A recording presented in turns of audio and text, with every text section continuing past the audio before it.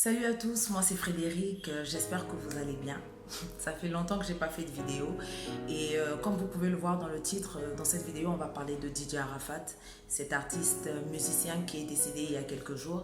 Et dans cette vidéo on va pas parler de toutes les rumeurs qu'il y a actuellement, du buzz qu'il y a actuellement après son décès et tout ce qui se dit, mais on va parler de vraiment ce que ça m'a fait. Parce que la mort de Didier Arafat a bouleversé beaucoup de personnes, comme il y en a d'autres personnes aussi qui n'ont pas été touchées forcément par sa mort. Mais voilà, ça a bouleversé beaucoup de personnes, ça a bouleversé le continent africain. Et moi, je fais partie des personnes qui ont été choquées, bouleversées, attristées par sa mort. Donc voilà, je voulais faire... Enfin, j'ai vraiment pas voulu tourner cette vidéo. J'hésitais à la tourner. J'hésitais en tout cas à dire ce que je ressentais par rapport à ça devant tout le monde. Mais voilà, je suis convaincue et j'espère vraiment que cette vidéo va permettre d'aider beaucoup de personnes, que cette vidéo soit utile et qu'elle serve à quelqu'un. Donc voilà, let's go. J'ai tellement de choses à dire là-dessus que moi-même, pour me discipliner, j'ai décidé de diviser cela en 3 points. Alors, le premier point. J'ai eu beaucoup de personnes en fait qui m'ont posé la question, enfin qui m'ont posé 2 questions. La première question c'est pourquoi tu es triste, est-ce que tu le connaissais? La deuxième question c'est pourquoi tu es triste en tant que chrétienne, ça veut dire que tu as écouté sa musique et je trouve ça dommage en fait. Je trouve ça dommage en fait qu'on ait besoin de justifier la tristesse qu'on ressent face à la mort de quelqu'un. Je trouve qu'on n'a pas besoin de justifier ça.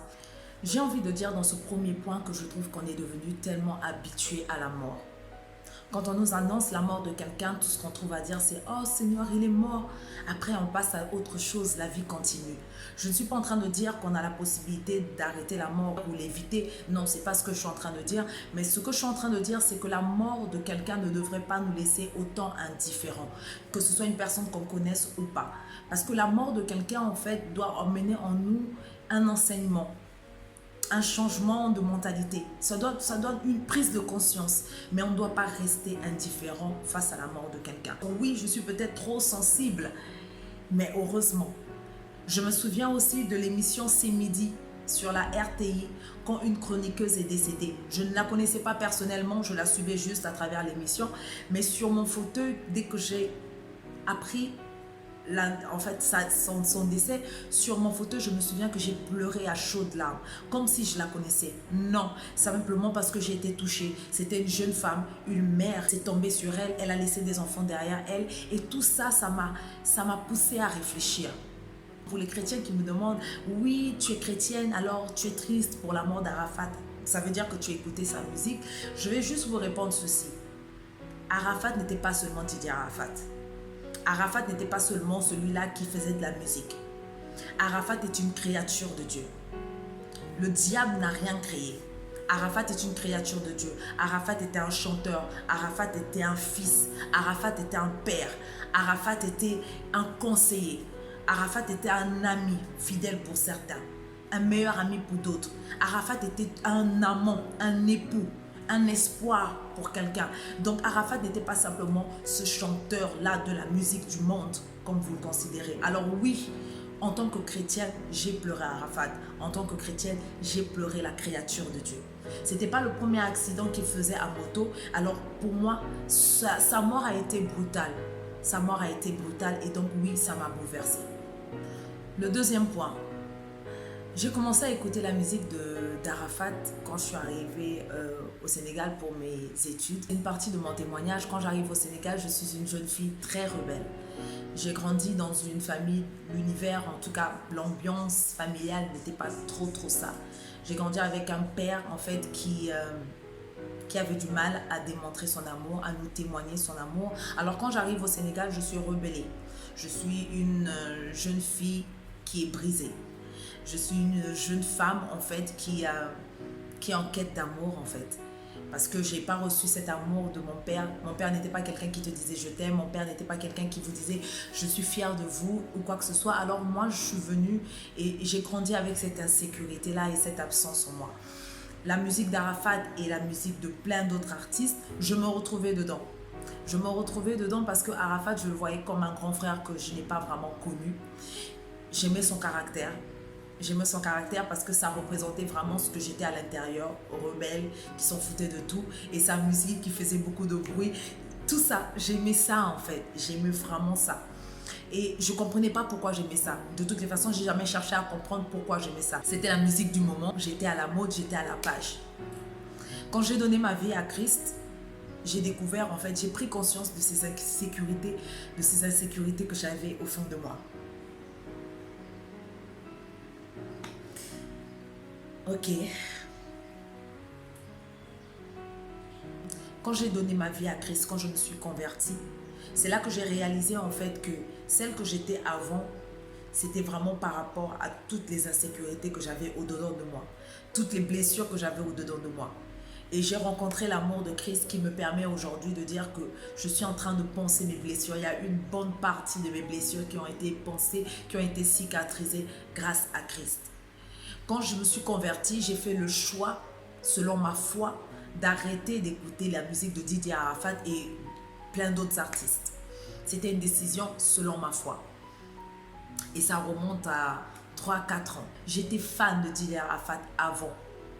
Vraiment fan. Pourquoi je vous parle de ce témoignage? C'est parce qu'aujourd'hui, après la mort de Didier Arafat, j'ai regardé sur le net. J'ai cherché ses vidéos. J'ai fait ce que je n'avais jamais fait auparavant. Je suis allée au-delà de simplement écouter sa musique. J'ai voulu découvrir l'homme qu'il était après sa mort. Et c'est là que j'ai découvert en fait qu'il avait lui aussi dans son enfance traversé des moments hyper difficiles. Lui aussi dans son enfance, il a eu une vie familiale qui n'était pas vraiment l'idéal. Lui aussi dans son enfance, il a grandi avec des insécurités. Il a grandi avec des blessures. Je ne suis pas en train de comparer mon enfance à celle de Didier Arafat parce que je pense quand même que son enfance a été pire. Didier Arafat, si vous écoutez son parcours, si vous écoutez son témoignage, il dit qu'il n'a pas été élevé par ses deux parents. Il dit qu'il a grandi chez les amants, les copines de sa maman. Il a été face à une mère qui est artiste, justement, qui a fait des choix qu'il n'a pas pu assumer en tant qu'enfant. Il le vivait mal de voir sa mère peut-être exposée, de voir sa mère danser comme ceci ou comme cela. Il a très mal vécu. Il a même dit une fois qu'à l'école, on se moquait de lui et c'est ce qui l'a poussé à ne plus y retourner. Il a dit que son père le frappait parce qu'il aimait tellement la musique. Ses parents n'ont pas compris justement sa passion. Son père le frappait et ce qui a fait qu'il puisse quitter la maison. Il a dit que étant jeune, il a commencé à travailler très jeune dans les maquis pour pouvoir mettre quelque chose sur la dent. Il a dormi dehors. Il a traversé vraiment des moments très difficiles dans sa jeunesse. Tout ce que je peux retenir, tout ce que moi j'ai pu retenir, c'est que c'est un jeune qui n'a pas eu une jeunesse stable, qui n'a pas eu une enfance facile. C'est quelqu'un très tôt qui a dû laisser sa jeunesse, qui a dû laisser l'enfant qu'il était pour travailler, pour connaître la rude réalité de la vie de la rue. Je comprends en fait maintenant pourquoi je m'identifiais à lui. Même si bien sûr, notre souffrance n'était pas la même. Mais il était blessé. Et c'est en ça que je me retrouve. La mort d'Arafat en fait a soulevé quelque chose. Je me suis dit, Seigneur, pourquoi ça me fait autant mal? Pourquoi ça m'affecte autant? Alors que j'ai arrêté d'écouter sa musique il y a longtemps. J'ai prié, j'ai dit, Seigneur, donne-moi des réponses. Et un jour, une petite sœur m'a posé cette question, sans me juger, sans critiquer. Elle m'a juste demandé, elle m'a dit, pourquoi ça t'affecte autant? Et au moment où j'étais en train de lui expliquer pourquoi ça m'affectait, là, boum, le Seigneur a pu répondre à toutes mes questions. J'ai compris qu'il y avait quelque chose, que ça réveillait quelque chose en moi. J'étais une Didier Arafat. J'étais une Arafat. J'ai juste été sauvée par la grâce de Dieu. J'ai juste été récupérée par la grâce de Dieu. Voilà pourquoi ça me bouleverse autant. Je ne suis pas en train de dire que Arafat ne connaissait pas Dieu. Non. Dans la plupart de ses interviews, il nous dit que seul Dieu peut le faire tomber. J'ai connu Arafat quand je n'étais pas chrétienne. Aujourd'hui, je suis chrétienne. Et le Seigneur est en train justement de soigner ces blessures en moi. Je me dis, qu'est-ce qui a manqué pour que Arafat aussi arrive au même stade que je suis, pour que ces blessures soient soignées? Parce que si tu regardes les vidéos d'Arafat sur Internet, tu vas te rendre compte en fait que c'était un enfant à l'intérieur. C'était quelqu'un de fragile. C'était quelqu'un qui était juste en quête d'amour. Arafat avait envie d'être aimé. Il est resté ce jeune homme-là, à 12 ans ou je ne sais pas, qui est sorti de la maison. En lui, il est resté ce jeune homme, ce petit garçon qui avait besoin d'être aimé. Il a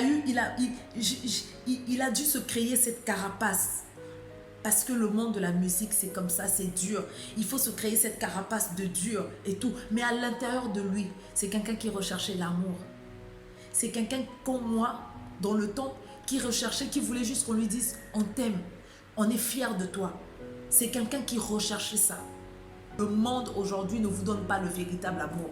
Le monde aujourd'hui vous donne la gloire, la célébrité et tout. Mais le monde ne vous donne pas le véritable amour qui peut vous permettre de soigner vos blessures intérieures.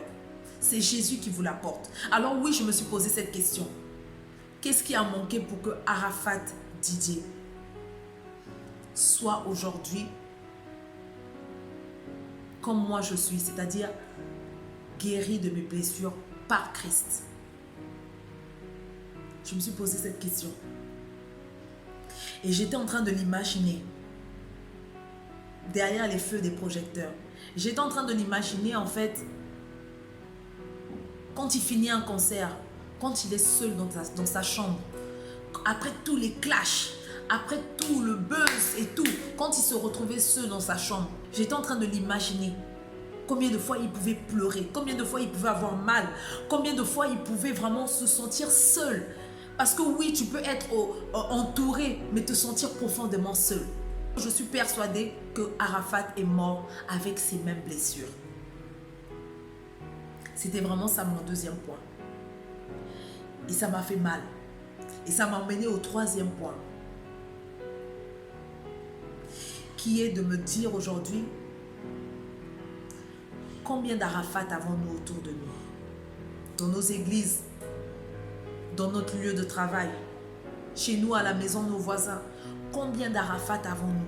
Est-ce que nous-mêmes, nous ne sommes pas des Arafat? C'est-à-dire des blessés. Des personnes qui se promènent, qui font des choses, qui travaillent, qui font des exploits, qui chantent à l'église, qui sont prospères, mais blessés à l'intérieur. Combien d'Arafat avons-nous autour de nous? Est-ce que nous prêtons attention à ces personnes? Nous sommes rapides pour juger. Quand une personne a un mauvais comportement, ah oui, celui-là a un mauvais comportement, non, mettons-le à l'écart. Nous sommes les premiers à lancer les pierres. Je ne dis pas que toutes les personnes qui ont un mauvais comportement sont forcément des personnes qui ont eu une enfance difficile ou qui portent des blessures. Mais il y a des personnes en fait qui se jouent des durs parce qu'ils ont peur de vous montrer leur fragilité, parce qu'ils ont peur qu'on les piétine. Combien de personnes comme ça avons-nous autour de nous? Si moi j'écrivais à Didier Arafat en inbox, par exemple, sur son Facebook, et que je lui disais, s'il te plaît, donne ta vie à Christ, change tes voies, viens à Christ, tu le connais, il a besoin de toi et il est capable de te guérir. Est-ce que vous pensez que ça aurait un impact? Je ne pense pas. Ce message serait tombé dans la multitude de messages qu'il recevait sur Facebook. Je ne suis pas connue. Quel intérêt il a de m'écouter ou de prendre en compte ce que je lui dis? Mais je me suis dit, si tous les grands prédicateurs de ce monde, tous les grands bishops, les grands prophètes, si toutes ces personnes-là pouvaient en alliance, pouvaient faire des lives où ils prieraient juste pour Arafat, prier pour Desbordeaux, prier pour Mollard, prier pour tous ces artistes, témoignez-leur de l'amour. Dites-leur, en fait, on ne vous connaît pas, mais on veut simplement vous apporter Jésus, celui-là qui guérit. Dites-leur simplement, on ne vous demande pas de l'argent, mais si vous voulez, contactez-nous inbox, contactez-nous en privé, si vous avez honte de le faire en public, et on va vous suivre. Je ne sais pas s'il y a déjà des serviteurs de Dieu qui ont eu à contacter Arafat, je ne sais pas. Si vous l'avez fait, que Dieu vous bénisse, mais faisons-le encore plus, faisons-le encore plus. Et pour toi qui n'est pas célèbre, qui est comme moi, qui va à l'église, qu'est-ce que tu fais des Arafat qui se trouvent autour de toi? Ne jugeons pas rapidement des personnes qui ont des comportements de rebelles, qui ont des comportements difficiles. Non, ne les jugeons pas rapidement. Apportons-leur de l'amour. Nous devons avoir le fardeau. Faire des nations des disciples, c'est ramener des âmes à Christ. Et ramener des âmes à Christ, pour le faire, il faut avoir le fardeau. Voilà tout ce que ça soulevait en moi, la mort d'Arafat. Je ne sais pas si ça soulève en toi la même rage ou si ça soulève en toi la même tristesse. Mais voilà, la mort de quelqu'un doit nous pousser à ça. Je ne suis pas en train de faire l'évangile de la peur. Quand la Bible nous dit « Jeune, réjouis-toi de ta jeunesse, mais sache qu'au dernier jour, tu rendras compte au jugement », ce n'est pas l'évangile de la peur. Rachète le temps, car les jours sont mauvais. Ce n'est pas l'évangile de la peur. C'est simplement pour que nous puissions prendre conscience que vraiment la vie ne nous appartient pas. On dit souvent, oui, on n'a qu'une seule vie, il faut en profiter, mais on n'a qu'une seule mort et on ne peut pas faire machine arrière. Ce n'est pas l'évangile de la peur de dire à quelqu'un que de ton vivant, vis la vie selon Dieu. Éloigne-toi du mal, ce n'est pas l'évangile de la peur. Et ce n'est pas mauvais non plus de prendre la mort d'Arafat pour prêcher l'évangile. Parce que la Bible nous dit, allez et faites des nations des disciples. Quand il y a un événement heureux, c'est une occasion de faire des nations des disciples. Parce que c'est une occasion de dire que ce que nous avons, le bonheur que nous avons, c'est grâce à Dieu. Alors accrochons-nous à lui. Quand il y a un événement malheureux, c'est une occasion aussi de faire des nations des disciples. Parce que c'est l'occasion de dire que voilà, tu ne maîtrises rien. Toi-même, tu ne maîtrises rien. Le seul qui maîtrise, c'est Dieu. Alors oui, on va se servir de la mort d'Arafat. Alors oui, on va se servir de ma mort. On va se servir de la mort de quiconque. On va se servir des tragédies, du climat, de tout ce qui se passe. Pour prêcher la bonne nouvelle. Pour dire aux gens qu'il est temps de donner leur vie à Jésus-Christ.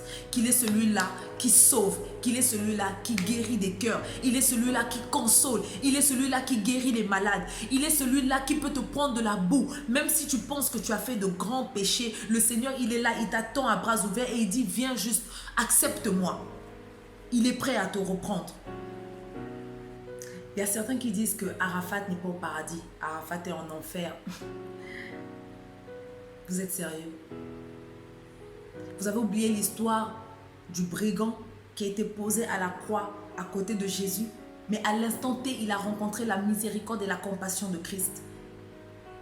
Dieu fait miséricorde et compassion à qui il veut.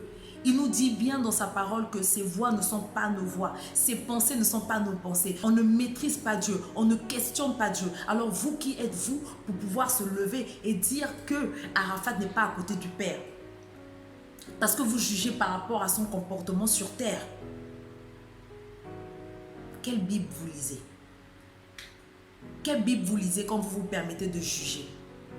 Le jour où on m'a appris la mort d'Arafat, il y a une phrase que le Saint-Esprit faisait retentir en moi. C'est lâche prise. Lâchons prise, les amis. Sur les rancunes, lâchons prise. Sur les colères, lâchons prise. Sur les choses vaines de ce monde, lâchons prise.